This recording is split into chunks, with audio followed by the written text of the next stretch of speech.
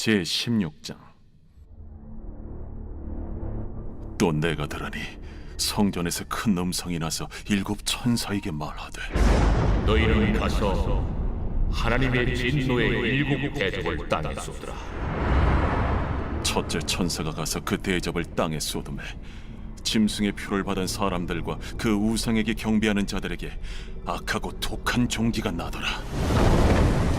둘째 천사가 그 대접을 바다에 쏟음에 바다가 곧 죽은 자의 피같이 되니 바다 가운데 모든 생물이 죽더라.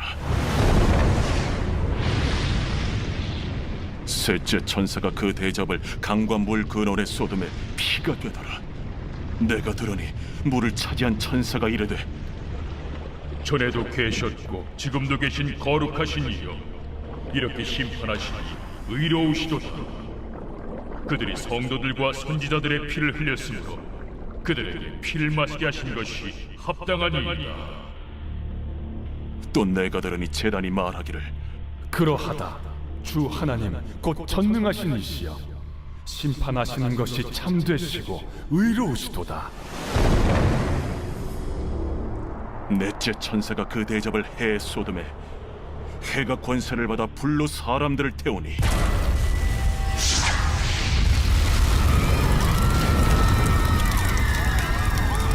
사람들이 크게 태움에 태워진지라. 이 재앙들을 행하는 권세를 가지신 하나님의 이름을 비방하며 또 회개하지 아니하고 주께 영광을 돌리지 아니하더라. 또 다섯째 천사가 그 대접을 짐승의 왕좌에 쏟으니 그 나라가 곧 어두워지며 사람들이 아파서 자기 혀를 깨물고 아픈 것과 종기로 말미암아 하늘의 하나님을 비방하고 그들의 행위를 회개하지 아니하더라. 사랑하는 큰숙 가족 여러분, 평안하시죠? 계속되는 요한계시록, 하나님께서 우리에게 주신 아름다운 미래의 계획들을 우리가 한 장 한 장 넘기면서 또 함께 마음을 받고 있습니다. 자, 이제 계시록 15장에 드디어 마지막 환란에 대한 스토리가 시작됩니다. 그래서 15장은 모세와 어린 양의 노래로, 찬양과 예배로 시작했는데 성전에서 나온 천사들이 대접에 마지막 재앙을 담고 등장합니다. 그리고 이제 16장 오늘 본문입니다. 본격적인 7 대접의 진노의 심판이 땅에 부어집니다. 자, 2절에 보면 첫째 천사가 그 대접을 땅에 쏟으니 짐승의 표를 받은 사람들과 그 우상에게 경배하는 자들에게 악하고 독한 종기가 나더라. 악하고 독한 종기 기억나시죠? 계시록에 있는 그 10가지 재앙 가운데 9장이죠. 피계, 이, 파, 악, 5번째 재앙 기억나시죠? 그 재앙이 하나님을 배도한 악한 사단을 섬긴 자들에게 하나님 그 재앙을 내리십니다. 하나님의 백성이 아닌 사탄을 섬겼던 자들에게 임하는 7번째 대접의 첫 번째 재앙을 보게 됩니다. 두 번째, 이제 3절입니다.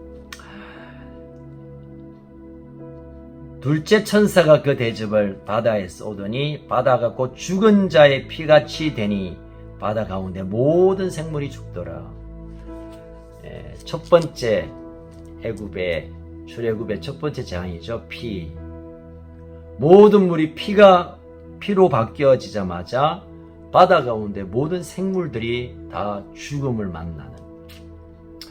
어쩌면 우리가 먹는 식생활에 가장 중요한 자원이 또 바다에서 나게 되는데 그 바다가 죽음으로 다 덮어버린다는 것입니다.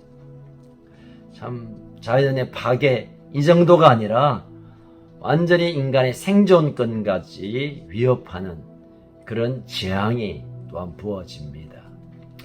세 번째 보겠습니다. 4절에 보니까 셋째 천사가 그 대접을 강과 물 근원에 쏟음에 피가 되었다. 더 이상 마실 물이 없다는 것입니다.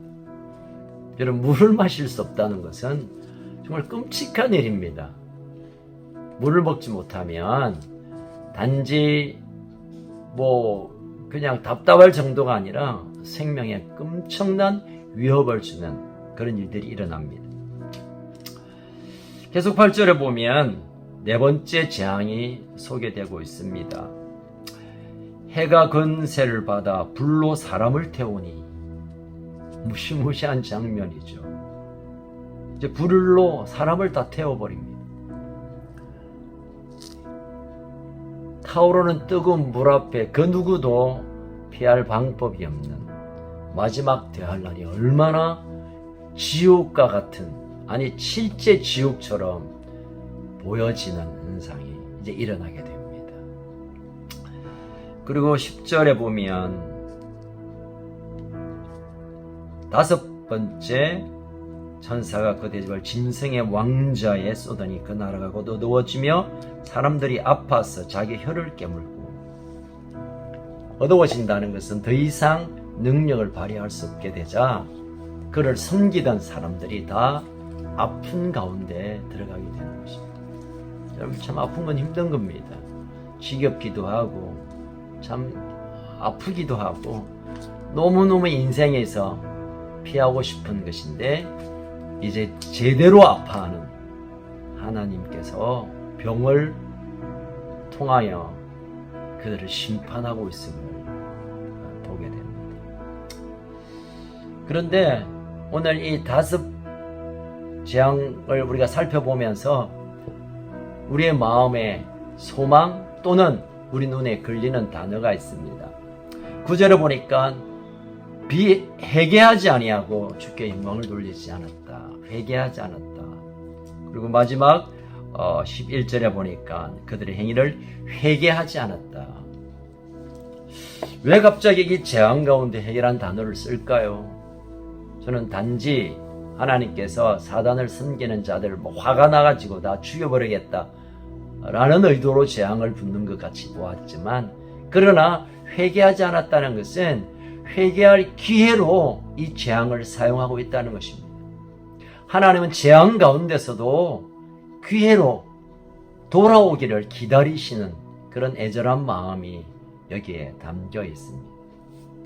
사랑하는 우리 건축가족 여러분, 하나님은 열받으면 다 죽여버리는 그런 분이 아니라 이런 환난과 재앙과 아픔과 실제적으로 우리 삶에 다가오는 이런 환난의 시간은 우리가 죽게 돌아가는, 회개하는 기회로 하나님이 주셨다는 지혜를 붙드시기를 주의 이름으로 축원합니다. 아프면 힘들죠. 실패하면 고통스럽죠. 정말 힘든 시간들이 있죠. 그러나 그 모든 것들이 하나님께서 돌아오게 하기 위한 기회로 주셨다는 것입니다. 내 마음대로 안 되고 내 기분이 상하고 내가 여러 가지 사람들에게 막 치이고 제대로 안 되는 일들을 보면서 짜증나고 힘들고 괴롭지만, 그러나 이 모든 것 또한 하나님께서 우리에게 회개할 기회, 돌아올 기회로 주셨다는 사실을 지혜롭게 붙드시기를 축복합니다. 하나님 우리를 사랑하시는 분이며 축복하시는 분입니다. 결코 우리를 재앙 가운데 던져놓고 활짝 끼고 잘 죽는다 그러시는 분이 아닙니다. 어쩌면 가슴 뛰는 마음으로 제발 돌아오기를 울면서 이 아픔의 시간들을 보내게 하실 것입니다. 사랑하는 건축가님 여러분, 이런 마지막 때 대우주적인 재앙도 우리가 돌아가야 되지만, 지금 우리의 실제의 삶 가운데 힘들고 어렵고 지치고 괴롭고 또는 재앙과 같은 일을 만난다면 얼른 회개하는, 얼른 하나님께로 돌아가는, 얼른 하나님께 손들고 회개하고 돌아오면, 그래서 하나님이 모든 것을 회복해 하시고 아름다운 천국을 우리에게 선물하는 이 놀라운 은혜가 저와 여러분, 특별히 오늘 우리 하루 가운데 부어지기를 간절히 축복합니다. 함께 기도하겠습니다. 우리를 끝까지 사랑하시는 하나님 아버지, 이 재앙 가운데서도 회개하기를 기다리며 돌아오기를 기다리는 하나님의 마음을 우리가 보고 있습니다. 하나님, 지금 우리의 삶에 다가오는 힘들고 지치고 짜증나고 괴로운 것들 그냥 그대로 받아들일 것이 아니라 이것을 그대로 회개의 기회로 삼고 회개의 끓이로 삼고 주께 돌아가 하나님께서 우리에게 본래 주시려고 했던 평안과 기쁨과 영광과 하늘의 소망으로 회복되게 하여 주시옵소서. 오늘도 우리의 걸음걸음마다 주께서 붙드시는 하나님의 사랑의 그 놀라운 은혜를 충만하게 경험하는 복된 하루가 되게 하여 주옵소서. 우리를 사랑하시고 기다리시고 우리를 소망 가운데 바라보시는 우리 참 소망 되신 예수님 이름으로 기도하옵나이다. 아멘. 오늘도 승리하시기 바랍니다.